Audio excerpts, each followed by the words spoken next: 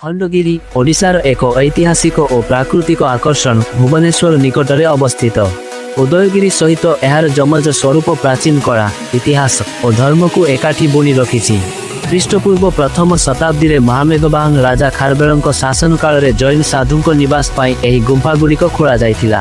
ଏହି ଗୁମ୍ଫାରେ ବିଭିନ୍ନ ଶିଳ୍ପକୃତି, ଶିଳାଲିପି ଓ ମୂର୍ତ୍ତି ମାନବ ସଭ୍ୟତାର ଗାଥା କହନ୍ତି। ରାଣୀ ଗୁମ୍ଫା, ତାଣ୍ଡି ଗୁମ୍ଫା ଓ ଅନନ୍ତ ଗୁମ୍ଫା ପରି କେତେକ ଗୁମ୍ଫା ନକ୍ସା ଓ କଳାକୃତିରେ ଅନନ୍ୟ। ଏଠାରେ ଥିବା ବ୍ରାହ୍ମୀ ଲିପିର ଶିଳାଲିପି ପ୍ରାଚୀନ ଓଡ଼ିଆ ଇତିହାସକୁ ଉଜ୍ଜ୍ୱଳ କରେ।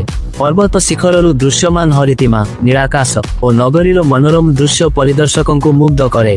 ଖଣ୍ଡଗିରି ଆଜି ଏକ ପ୍ରସିଦ୍ଧ ପର୍ଯ୍ୟଟନ ସ୍ଥଳୀ ହୋଇଥିବା ସହିତ ଜୈନ ଧର୍ମାବଲମ୍ବୀଙ୍କ ପାଇଁ ଏକ ପବିତ୍ର ତୀର୍ଥ।